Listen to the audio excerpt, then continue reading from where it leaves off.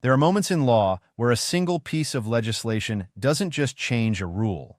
It changes how people understand their everyday rights, their responsibilities, and even their risks. And when those changes are connected to firearms laws, the impact is never just legal on paper. It becomes personal. It affects travel, ownership, storage, and how individuals interact with law enforcement in real situations. Now imagine waking up and hearing that a major federal update, like HR38, has introduced changes affecting concealed carry reciprocity and related firearm rules heading into December 2025. Even if you are fully compliant today, the question becomes whether you will still be compliant tomorrow under updated legal standards. So here's the question. Do you think national-level gun law updates like HR38 create more consistency across states, or do they create new confusion about what is actually allowed in different places? Share your answer in the comments. Now let's slow this down and approach it the way courts actually do. In my legal analysis, the first step is always to separate headlines from statutory reality. HR38, often discussed in the context of concealed carry reciprocity proposals, is not just about one simple rule change. It represents a broader legal conversation about how firearm rights should function across state boundaries in a federal system. To understand that, we need to go back to the constitutional foundation. The Second Amendment protects the right to keep and bear arms, but as the Supreme Court has consistently held, including in landmark cases like District of Columbia versus Heller, McDonald versus City of Chicago, and more recently New York State Rifle and Pistol Association versus Bruin, that right exists within a structured legal framework. In Bruin, the court changed the legal test for evaluating firearm regulations. Instead of balancing public safety against individual rights, courts must now determine whether a law is consistent with the historical tradition of firearm regulation in the United States. In my legal analysis, this shift is extremely important because it limits how modern laws can be justified. It requires historical grounding, not just policy reasoning. Now, when people talk about HR38 or similar legislation, what they are really talking about is the concept of reciprocity, whether a concealed carry permit issued in one state should be recognized in another. This is where federal and state authority intersect. The United States operates under a dual system.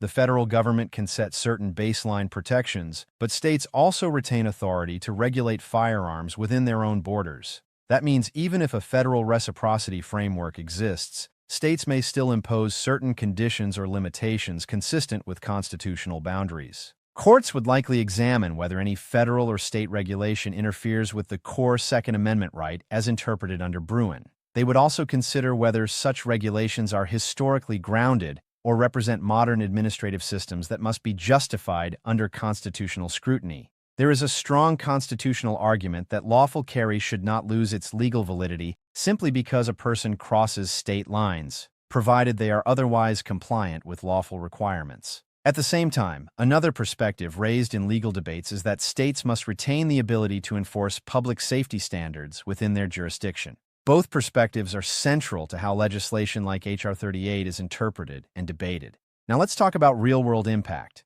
For lawful gun owners, the most immediate effect of reciprocity-related laws is mobility. The ability to travel across states while remaining compliant with firearm laws depends heavily on how states recognize each other's permits or how federal law standardizes those rules. In my legal analysis, this is where confusion often arises, not from intent, but from complexity. A person may be fully legal in their home state, but unknowingly face different requirements when entering another jurisdiction. Courts would likely evaluate whether individuals had fair notice of these differences and whether enforcement practices are consistent and clearly communicated. Now we also need to consider the Fourth and Fifth Amendments in this context. The Fourth Amendment ensures protection against unreasonable searches and seizures. During interactions involving firearms, courts would likely examine whether law enforcement actions are justified based on specific facts and legal standards, not assumptions. The Fifth Amendment protects against self-incrimination, but in practical terms, its application during firearm-related encounters must always be understood within lawful and respectful interaction boundaries. In my legal analysis, constitutional rights are strongest when they are clearly understood before a situation occurs, not interpreted under pressure during it.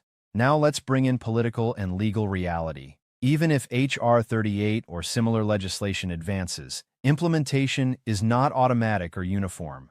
Federal legislation often interacts with state-level laws, administrative guidance, and judicial interpretation. That means the actual effect of the law depends on how it is applied over time. Some states may quickly align with federal standards. Others may introduce additional regulatory measures within constitutional limits. Courts may then be asked to resolve conflicts between federal intent and state implementation. Supporters of national reciprocity argue that firearm rights should not change dramatically when crossing state lines, and that consistency would reduce confusion and improve legal clarity. Supporters of state authority argue that local governments are better positioned to regulate firearms based on regional conditions, population density, and enforcement infrastructure. In my legal analysis, both arguments reflect legitimate constitutional concerns, and both will continue to influence judicial interpretation. Now, before we continue, it is important to emphasize something clearly.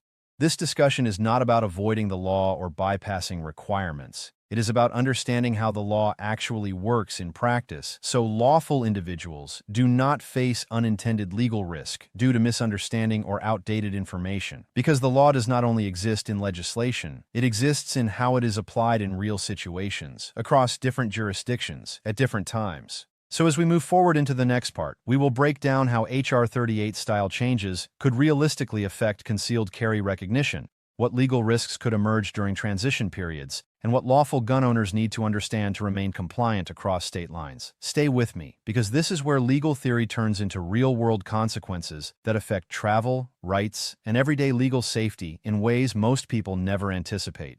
When we look at how laws like HR38 are discussed in practice, one of the biggest misunderstandings is the assumption that a federal change instantly creates identical rules everywhere. In reality, even when Congress passes legislation, the implementation phase is where the real legal complexity begins. In my legal analysis, this is where federal intent and state enforcement can sometimes move at different speeds. Courts would likely examine whether state-level interpretations remain consistent with federal constitutional requirements, while still respecting the limits of state authority under the 10th Amendment. That balance is not always simple, because firearm regulation sits at the intersection of individual rights, state governance, and federal oversight. Any major change tends to create a period of adjustment rather than immediate uniformity. Now let's talk about what this means for everyday lawful gun owners. The most important practical issue is reciprocity clarity. If a person legally carries a firearm under one state's permit system, the question becomes whether that recognition continues seamlessly when crossing into another state. In my legal analysis, the answer often depends less on the federal statute itself and more on how states update their internal laws and agreements in response to it. Courts would likely evaluate whether any restrictions imposed during this transition period are reasonable, clearly communicated, and consistent with constitutional protections under the Second Amendment, as interpreted in Bruin and related cases. There is a strong constitutional argument that lawful carry rights should not become unpredictable simply because of geographic movement within the country. At the same time, another perspective raised in legal discussions is that states must retain enough flexibility to manage enforcement systems responsibly within their borders. Both perspectives continue to shape how these laws evolve in real time. Now, from a Fourth Amendment standpoint, nothing in this area removes protection against unreasonable searches or seizures. Courts would still examine whether law enforcement actions during stops or interactions are justified based on specific facts and legal standards, not assumptions or general policy concerns. The Fifth Amendment remains relevant as well, particularly in ensuring that individuals are not compelled into self-incriminating statements during official encounters. However, in my legal analysis, the most important principle remains consistent. Rights must be understood clearly before they are tested in real situations. Now let's look at the political and legal reality moving forward. Even if HR38 or similar legislation is fully enacted, it will not eliminate legal interpretation. It will generate new questions that courts will need to resolve over time. Lower courts will apply the law differently in early stages, and appellate courts will eventually provide clarification that shapes national consistency. This is how constitutional law develops, not through instant uniformity, but through gradual alignment. Supporters of national reciprocity argue that clearer federal standards reduce confusion and ensure that constitutional rights are respected consistently across all states. They believe that lawful individuals should not face uncertainty simply due to crossing state lines. Supporters of state-level discretion argue that local governments need the ability to regulate enforcement details based on real-world conditions, including training standards, public safety infrastructure, and administrative capacity. In my legal analysis, both positions reflect valid constitutional concerns, and both will continue to influence how courts interpret future disputes. Now, stepping back, the most important takeaway is not just what HR38 proposes, but how it fits into the broader constitutional system. Because the law is not a static set of instructions. It is a continuously interpreted framework that evolves through legislation, court decisions, and real-world application. And that means understanding the law is not a one-time task. It is an ongoing responsibility. So as we reach the end of this breakdown, the real question becomes this.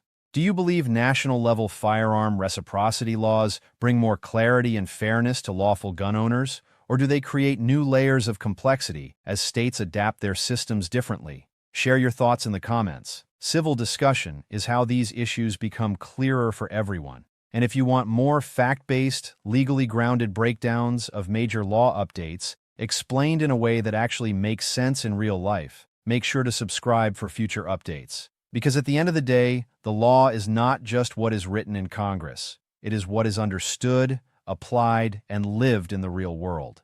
Every time you cross a state line, make a decision, or exercise a right that depends on knowing exactly where you stand.